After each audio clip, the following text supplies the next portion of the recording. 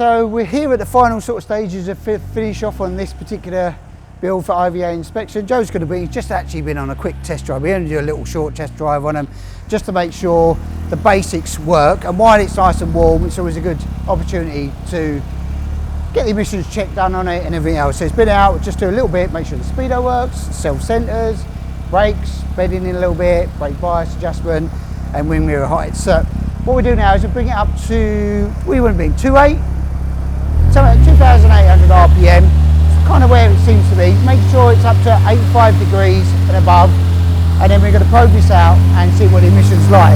So it's doing an RX5.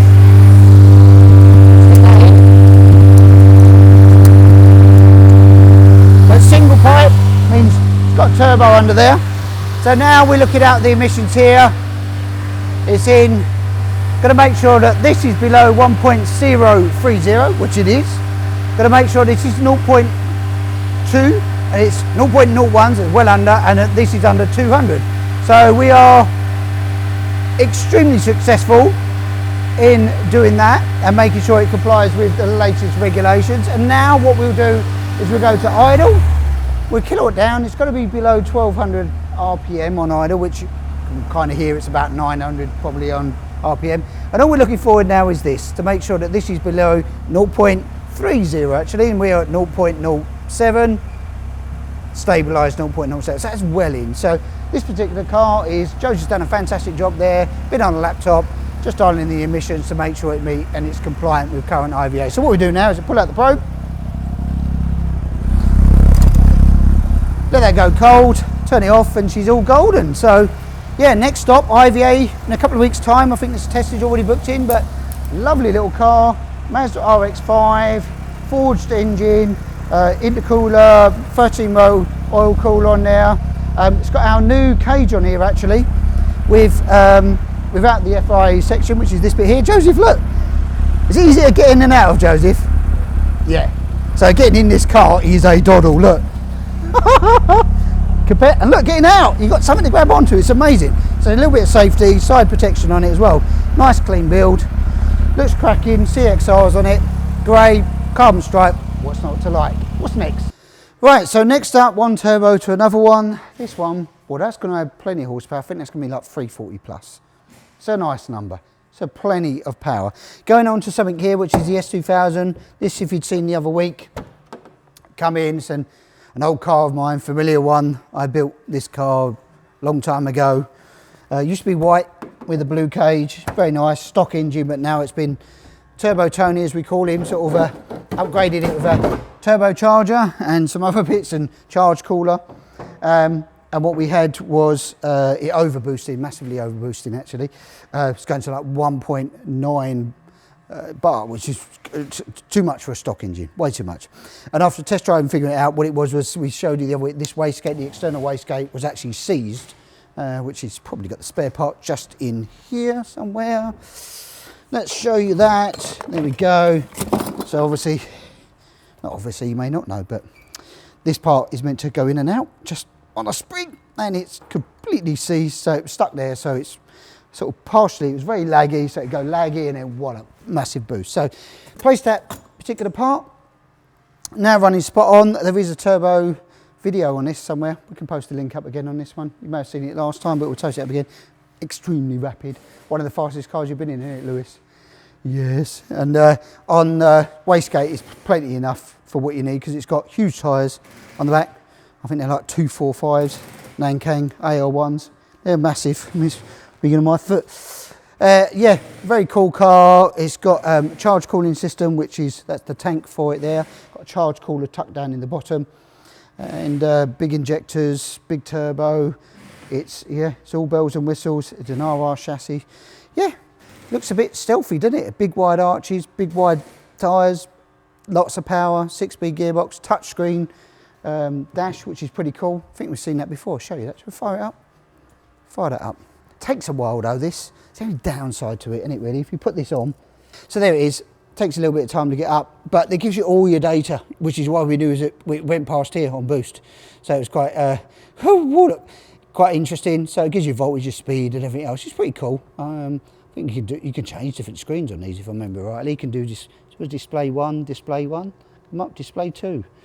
And then you've got your DD2 here, which gives you all your other information, your warnings and everything else. So don't make this anymore, but it's pretty cool. So yeah, that's it's a nice bit of kit, really fast, and good job is all fixed now. So that's even better. That it's all ready to go back to the customer, and I think it's on a track day in October, maybe last one of the year, so it'll be cold. So awesome bit of kit. I'm just going to move that out of the way because we're going to move it on to the next one. Something not 7S, we're going to go with this. So, a bit of history about this. MK years ago was Martin Keenan Origin, now it's obviously Modern Classics under our control since 2016. And MK Engineering at the time built this, I think they were a 2006 area plus. It's called the MK Sprint R. And now it's well, I purchased this vehicle, it's off a customer. It's got to have a little bit of work to do on it, but I mean, how cool does it look? Well, he's done an excellent job with the graphics, giving it the old center rep, you know, lines to it, JPS, Lotus inspired color scheme that works really well. So it's a single seater, as you can see, so it's just for you to have fun in. Very light, and I mean, you've got a video of me picking this up, haven't we? Got a video. I could almost do it on my own, not quite, but give it a go. That's all. Ooh, there's a peck.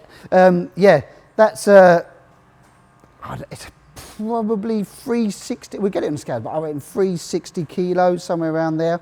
Not particularly heavy. Got wheel with brakes on it all round. It's got a engine-wise, got a little bike engine under here, a little Yamaha R1. The 4XV, so it's the car version, the first ones, because it's kind of down that era, early 2000s when they were available. Still got all the motorbike stuff in here, which is like really simple. You had the indicators here, the lights, and that start it is all on the little mic switches, which was cool because they came free, and your 6-speed gear shift sequential is on it there. So yeah, very light, very minimalist. There's not much under here. We'll pop it just to, there's not a lot going on that you can see, but give you an indication. And we'll pop it out. There we go. Look, it's got a little thing on here. So a little R1 tucked in there. Chain drive. Small battery down in the bottom. Tiny little header tank that stacks up. And then like rocker suspension, similar to what was done on the, still on the MKs currently today. Slightly different, but a few changes to them as well. The radiator stuck out at the back to give it cooling. I think the original customer had it, they had it down in this section here, down the bottom, but very little cooling, so he moved it out. I think it's a ZX12 radiator they use. But how cool, it's just a great looking thing, very light, minimalist, nice image split rims to it as well. I mean, we'll get it up and running, and it's just got to have a, it's been decommissioned for a while, so we've just got to do some bits, got the plugs out and everything at the moment, just to get it all working again, really up and running. And this will probably go up for sale, so if you're interested in maybe a little single seater, hook me up, phone call here, Sean at MK Sportscars, we can discuss it with you. But it's almost wall art, isn't it? It's just amazing. How cool is it? I just love it, just love it. So we're going to move on to what's next then. We have over here. So under the cover we've been working on this, it's the another RX5, Mazda base kit, turbocharged. You've been following us, you would have seen as well, some more bits as well being done on Mr. Tom's car. It's hard to remember where we're at with it. We're going to put that down there for the minute. And last time we spoke about certain things that have been done definitely that wasn't on, which is the new carbon fibre wings have just done their final stage of bonding with the indicators in here which make them IVA compatible. And then we're bolting on the nice brand new wheels, VR1's 13-inch, exclusive to us. We only make these, they're not purchased anywhere else. So if you're interested in a 13-inch wheel and they're in a 4x100 or 4x108, I think we still might have some of them in stock. We've got more on order. The first pallets sold out pretty quick. 7x13, and they will fit most cars. ET24 offset, so it's going to be compliant with a lot of Westfields as well and other cars like that as well. But we put it primarily designed them for our cars. So for the Mazda, the Sprint, and the Cup cars, it'd be the common wheel we use, and it's clad with the nice Nankang AR1s, which we've done a bit of testing on actually, a bit of information on you, which I'll share in a minute when we walk over to the Cup car. So this has been done, and then we've Done a final thing today, actually was waiting on a gasket, which wasn't a gasket not installed. So now it's been installed today. Now we just connect up the lines which we've made here, ready for that to go in. And then we can start to look at doing the final bits of plumbing and wiring, and we can start this bad boy up. But yeah, moving on, interior's been done more or less now. Dashboard's in with all the clocks, interior panel, padded tunnel top, phone holder in place, gear knob. That is not the steering wheel that's going to be going on this vehicle, but it's temporary on there to do the alignment that we was using on. It's just a standard Mazda one. All the interiors, seat harnesses done, and then the final job will be finishing off just the boot cover once we've fitted that all in. All the rear lights done, wheels on the back, brakes all done. They look sick, don't they, Lewis, with this colour? Really look nice with the black, I think. Those wheels, I mean, it's black and this Golf blue always goes well in my opinion. I know orange is a popular colour to do with the Golf blue, but I really like this. Nose pan's already been done, the face has been put on this, and the final bit's bonded on, but we've got to fit that last, so all the grills and meshes done on the nose cone. So she's looking rather smart and tidy. Cup car nose cone, very, very popular now. I think actually about 90% of the sales are always cup nose cones. Very rarely do we not sell them. Quite a few people will upgrade them to, it does two things. Looks better, looks cooler, but also helps with the ducting, because you've got much bigger aperture at the front there. A cooling like things like this, like the intercooler ready for the turbo install, everything else that's going on this one as well. So yeah, that's it. But I was talking about tyres. So over here, look, they can't keep away from it either. It's cool, isn't it, guys? It's cool. They love it. So Cup Car was out of Brands Hatch. You might have seen, what was that? Last week, I think, was a video of this with Rich driving this particular car. Now, it's very important for us because this is running stock management, the Hayabusa management that comes out of the motorbike, but with a brand new loom. We wanted to prove the concept of running a stock engine, stock management, and everything else, that it would be competitive still and at the front end of the grid and make no performance difference. It didn't. 2 P2s this finished with at Brands Hatch. Rich did, leading for quite a while, was unlucky on the restart. Good overtake by L Button, thumbs off, top driver, into the final straight. So at the line, it was a drag for the line, but brilliant. Car performed effortlessly. But we did do a test day the day before, and we had the 888s on, which is our go-to tyre for the championship, and generally has been for the last 5-6 years actually, if not longer. And then we're now a Nankang dealer.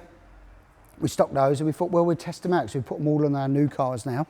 Are they better? Well, they are. They were between 0.8 and almost a second a lap quicker at Brands Hatch on 2 different cars. So not just on our car, on the current championship leader, John Cutmore's car, which is that one over there, the blue with the very bright roll cage.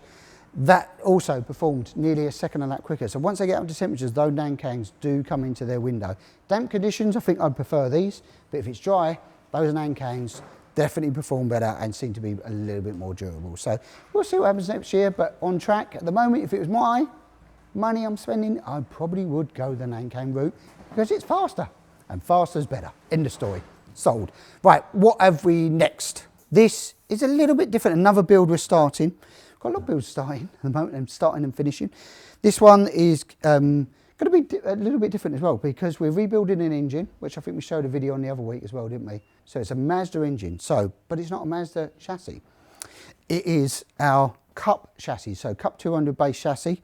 And it's going to be running a Mazda engine, and all the rear end is going to be as we do with a Cup car, fuel tank, diff, everything else that we do, all the roll cage, all the chassis internals. So the fuel pump system we're doing for the Cup car, which is here, we're just mocking that up now, making it in. That sits in the top of the fuel tank here. We're just mocking that up, which I'll leave there because I don't want them to lose it. That's being made and put into it as well. But the main important thing about this is it's going to have the Mazda 1.8 engine which we're building, which I reckon will make between 160 170 horsepower. It's the gearbox. What's going in there? Mazda gearbox? No. No. Ford gearbox? No. Sequential gearbox? Yes. Yes, it's going to have working with Sadev on this, FWR, they're working with us at the moment, and we should be getting, hopefully sometime very soon, a 6-speed sequential gearbox that is going to attach to that Mazda engine. I think that's going to be a fantastic combination. I can't wait to see that. So the customer wants to pull the trigger on it. I'm pretty sure on that now. He's desperate for that type of thing.